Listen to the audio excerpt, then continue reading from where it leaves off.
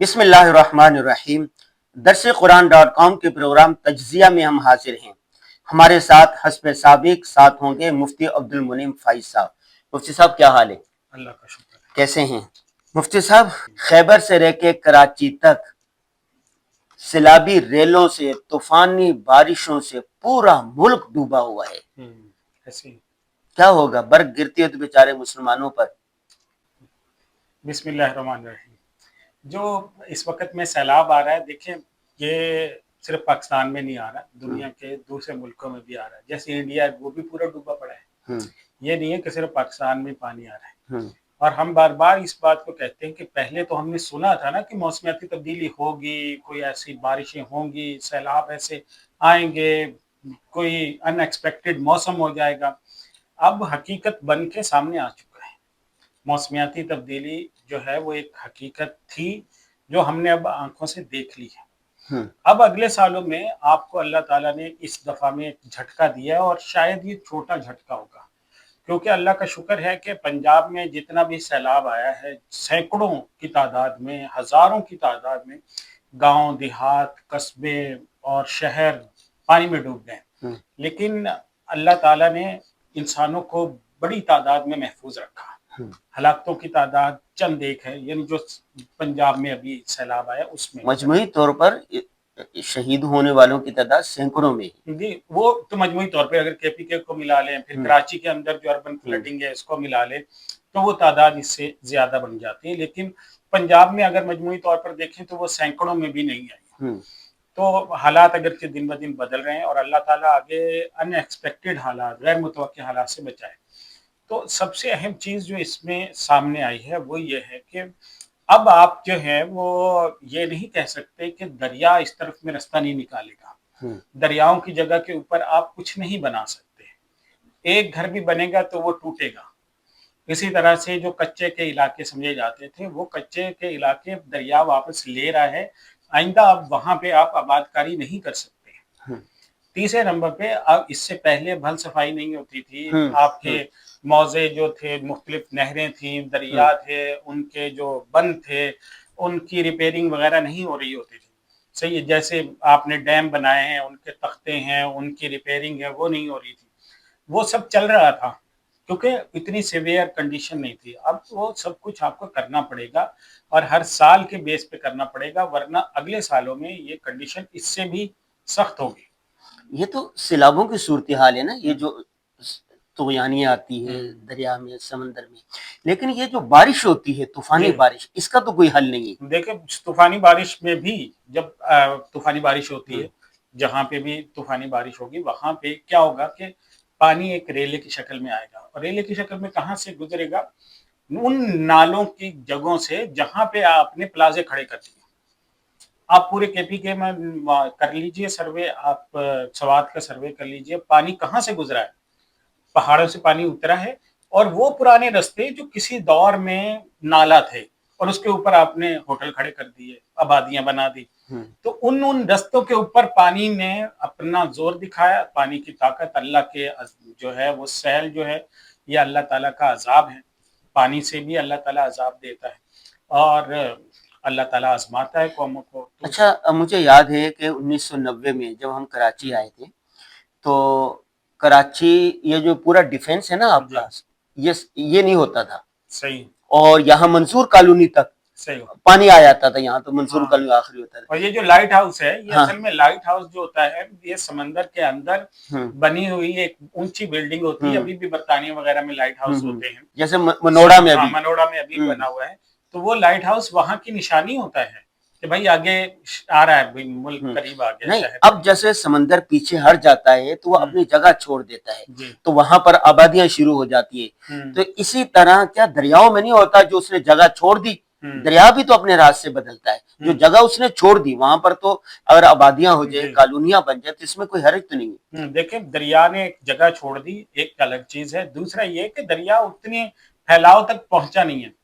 مثلا اگر کسی جگہ پہ، مثلا ملتان کی طرف پہلے دور میں دریا جاتا تھا، شاہ رکن عالم کا جو مزار ہے، قدیم تاریخ میں کوئی 1000 سال پہلے، 1500 سال پہلے، اس سے زیادہ 2000 سال پہلے وہاں پانی کا رخ ہوتا تھا اور شاہ رکن عالم کے مزار تک دریا پہنچتا تھا, کشتیاں پہنچتی تھی. یہ ایک تو وہ والا ہے, اور دوسرا یہ ہے کہ آپ کا راوی بہتا تھا, اب پچھلے 20-30 سالوں سے وہ نہیں بہ رہا وہاں پہ. تو ان جگہوں کو اگر آپ آباد کرو گے تو یہاں پانی آئے گا. اب جو آپ لاہور کی کنڈیشن آپ دیکھ لیجئے, اب سوسائٹی ڈوب گئی. صحیح, کیوں ڈوبی؟ کیونکہ وہ آپ نے راوی کی اس جگہ پہ بنائی تھی جہاں آپ سمجھ رہے تھے کہ یار پچھلے 20-30 سال سے کچھ نہیں ہوا, پانی نہیں آیا, یہاں پہ آبادیاں بنا لیجئے. تو اب یہ جو ہے نا مارجن آپ کو قدرت نہیں دے گی, یہ فطرت نہیں دے گی. اور پھر دوسری بات یہ کہ ہم اس سے پہلے کیا کرتے تھے, فطرت کے ساتھ کھلواڑ کرتے تھے. ہم نے کتنی بڑی مقدار میں لکڑیاں بیچی ہیں, کتنی بڑی مقدار میں جنگلات کاٹے, ڈی فارسٹنگ ہوئی ہے, جنگلات کاٹ دیے. وہ ویڈیوز آپ سوشل میڈیا پہ آج کل تو ہر چیز آ جاتی, آپ اس پہ سرچ کر کے دیکھیے کتنی بڑی مقدار میں ہمارے جنگلات ابھی کٹ رہے ہیں, اس وقت کٹ رہے ہیں. اور قدرت کے یہ جو سیلاب آیا اور اربن فلڈنگ جب ہوئی ہے تو اس کے نتیجے میں وہ جب لکڑیاں بہہ کر آئی ہیں تو دنیا نے دیکھا ہے کہ وہ کتنی بڑی مقدار میں تھی جو کٹی ہوئی. تو ہم قدرت کے ساتھ یہ سب کچھ کر رہے تھے پہلے, اور قدرت جو ہے ڈھیل دیتی جا رہی تھی. صحیح, اس دور میں بھی آتے تھے چھوٹے, جیسے سیلاب آتے ہیں مختلف آتے رہے, لیکن وہ چھوٹی چھوٹی وارننگز تھی. تو قرآن مجید نے جس کو یہ کہا ہے کہ وَلَنُذِيقَنَّهُم مِّنَ الْعَذَابِ الْأَدْنَىٰ دُونَ الْعَذَابِ الْأَكْبَرِ لَعَلَّهُمْ يَرْجِعُونَ, کہ ہم بڑی آفت سے پہلے چھوٹی چھوٹی آفتیں, الارم بجاتے رہتے, چھوٹی گھنٹیاں بجتی رہتی ہیں. تو وہ ہم نے اس کو نہیں سمجھا, اور پھر بالآخر یہ قدرت کا اتنی بڑی جو سیلاب کی شکل میں آفت آئی ہے, اتنا بڑا. ابھی کراچی میں اربن فلڈنگ کی آپ نے دیکھی صورتحال, 1-2 دن پہلے تک جو صورتحال تھی وہ تو بہت ہی خطرناک تھی, اللہ نے پھر بھی حفاظت کی ہے. اچھا, جب یہ صورتحال ہو کہ ہر طرف سیلابی ریلیں آ رہی ہیں, طوفانی بارش ہو رہی ہے, شش و پنج ہیں, لوگ پریشان ہیں, اس میں دو باتیں ہیں, ایک یہ کہ حکومت کیا کیا اقدامات کرے, دوسرا ہے عوام کیا کچھ کرے.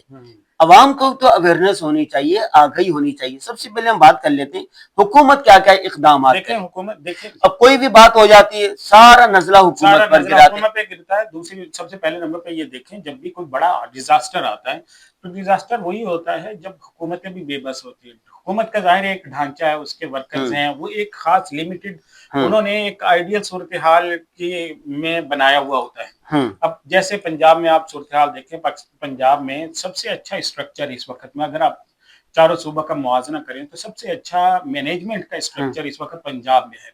1122 آپ ایک کال کیجئے, آپ وہ اس پر آ جاتے ہیں. 15 پہ پولیس آپ کو 1 منٹ میں مل جاتی ہے. ڈولفن پولیس الگ سے, پیرا والے الگ سے, CCD الگ سے, اتنی طرح کی پولیس ہیں وہاں پہ کہ وہ ہر وقت آپ کو ایک کال پہ 5 منٹ میں مل جاتی ہے. پھر مساجد میں اعلان ہوتے ہیں, مساجد میں اعلان ہوتے ہیں. یعنی پورا حکومت کا مینجمنٹ کا ایک سسٹم بحال ہے.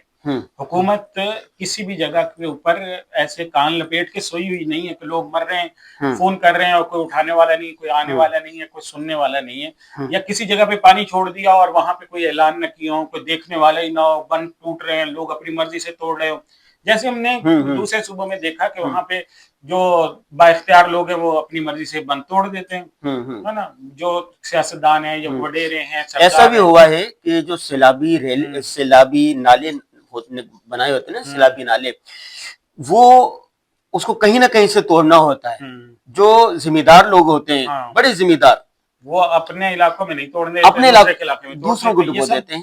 یہ یہاں پہ ہم نے دوسری جگہ پہ دیکھا, لیکن پنجاب میں ایسا نہیں ہوا. وہاں پہ باقاعدہ پلاننگ سے, باقاعدہ نقشوں سے آپ نے دیکھا بھی ہوگا کہ پوری صورتحال کو مانیٹر کیا جا رہا ہے, کیمرے لگے ہوئے ہیں وہاں پہ, صورتحال کو ویڈیوز کے ذریعے دیکھ رہے ہیں, اور پوری ٹیمیں بیٹھی ہوئی ہیں, اور پہلے سے انہوں نے فیصلہ کیا ہوا ہے اگر کسی جگہ پانی بڑھے گا تو کس جگہ پہ شراب. بہت معذرت کے ساتھ بھائی صاحب, دیکھیں پنجاب میں بھی یہ راجن پور کا یہ جو علاقہ ہے, جلال پور کا, جلال پور پیر والا, ہاں پیر والا, تو وہاں پر جو اعلان کر کے کیا نہیں, اس کے باوجود گاؤں کے گاؤں ڈوب گئے. لیکن میں آپ کو یہی بات کہہ رہا ہوں نا کہ جب وہ ایک خاص حد سے بڑھتا ہے تو آپ کی حکومتیں پیرالائزڈ ہو جاتی, کیونکہ آپ کی حکومت کی ایک کیپیسٹی ہے. نہیں, حکومت ایسا نہیں کر سکتی ہے کہ آپ کا ایک شہر ہے اور اس کی آبادی 10 لاکھ ہے, اگر اس میں پانی آ جاتا ہے, مثلا کراچی کے اندر آ جاتا ہے, تو کراچی کی آبادی ہے 2 کروڑ, 3 کروڑ کہی جاتی ہے. مثلا اگر دیکھا بھی جائے تو جو اندر کا ایریا ہے یہ 2 کروڑ آبادی یہاں پہ ہوگی.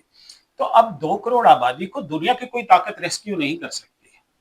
کیا کر لیں زیادہ سے زیادہ کسی ایک ایریا میں پہنچ جائے گی, 2 ایریا میں پہنچ جائے گی, ٹیمیں ورکنگ پہ ہوں گی, لیکن 2 کروڑ آدمیوں کو ریسکیو نہیں کیا جا سکتا. لیکن یہ بھی دیکھا گیا ہے پنجاب کی جگہوں پر, گاؤں میں, دیہاتوں میں حکومت اعلان کرتی ہے, لوگ بتاتے ہیں, لوگ کہتے ہیں کہ نہیں ہم تو اتنے سال سے یہاں پر رہ رہے, ہم اپنا گاؤں نہیں چھوڑیں گے, اپنے جانور نہیں چھوڑیں, وہ نکلتے نہیں. ان حالات میں عوام کے کرنے کے کام کیا ہے, عوام کیا کرے؟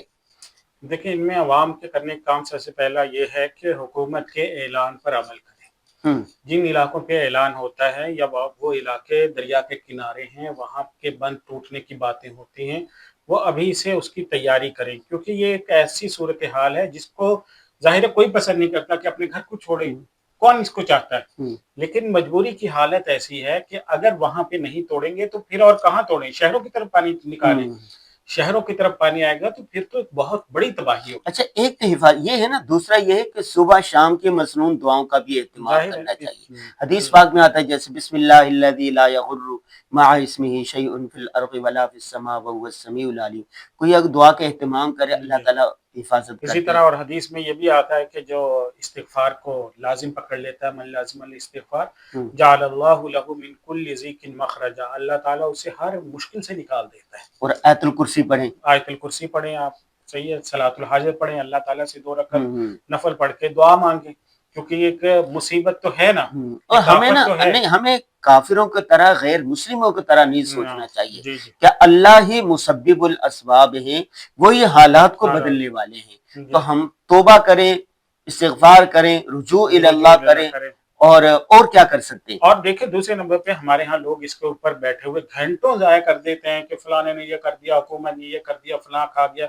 اس کی بجائے جو ہماری نئی جنریشن, آپ کے بچے ہیں نا, آپ ان میں سے ایک کو سول انجینئر بنا دیجئے, ان کو یہی چیز پڑھائیے, صحیح ہے, اس کو ایک کو مینجمنٹ پڑھائیے, ان کو وہ, تاکہ ایسے ماہرین تیار کریں جو پاکستان کی مستقبل میں اس کو لیڈ کر سکیں. 10-15 سال کے بعد جو ہماری اگلی آنے والی جنریشن ہے وہی ان عہدوں کے اوپر بیٹھی ہوگی نا, وہی کہیں پہ کمیشن ہوگی, وہی کہیں ڈپٹی کمشنر ہوں گے, وہی کہیں سول انجینئر بنے ہوئے ہوں گے, وہی ان چیزوں کی ڈیمو کی دیکھ بھال کر رہے ہوں گے. آپ ان ایک بچے کو ڈیمو کا ماہر بنا دیجئے, ایک بچوں کو اسی سول اسٹرکچر کا ماہر بنائیے, تو مطلب چیزوں کے حل کی طرف آپ بڑھیں. یعنی ان چیزوں کو لے کر رگیتے رہنا, مایوسی پھیلانا, خود بھی مایوس ہونا, ڈپریشن میں آنا, بلڈ پریشر ہائی کرنا, دوسروں کے لیے بھی آپ بلڈ پریشر ہائی کرنے کا سبب بنے, یہ کوئی حل نہیں ہے. سوشل میڈیا کے ذریعے جو ہم کر رہے ہیں, تو اس میں سب سے بہتر یہی ہے کہ ایک تو اپنے وقت کو قیمتی بنائیں, اس میں استغفار کریں, توبہ کریں, ذکر اذکار کریں, گھروں میں بھی اجتماعی طور پر اس کے اوپر آپ بیٹھے سب گھر والے آیت کریمہ کا ورد کریں, صحیح ہے, اللہ تعالیٰ کے سامنے روئے گڑ گڑائیں, اجتماعی دعا کریں. وہ کہتے ہیں ایک آدمی کی توبہ کی وجہ سے بھی اللہ تعالیٰ پوری قوم سے وہ عذاب کو دفع کر دیتا ہے. تو اسی طرح اور نیک کاموں کا حوالہ دے کر اللہ تعالیٰ سے بڑی بڑی آفتیں ٹلوائی جا سکتی ہیں. تو اس طرح سے اگر ہم اس آفت کے نتیجے میں اگر ہماری نمازیں چھوٹتی ہیں, نمازوں کے عادی بن جاتے ہیں, تو ٹھیک ہے. ابھی عوام کے کرنے کے کام بھی آپ نے بتا دیے, حکومت کے کرنے کے کام بھی بتا دیے. بس دعا ہے اللہ تعالیٰ ہم سب کی حفاظت فرمائے, جان کی, مال کی حفاظت فرمائے. اللہ تعالیٰ ہماری جو آفتیں ہیں ان کو ٹال دے, ہمارے دن کو اچھا کر دے. سوشل میڈیا پر سب سے قدیم اور سب سے ریلائبل برانڈ درسقرآن.com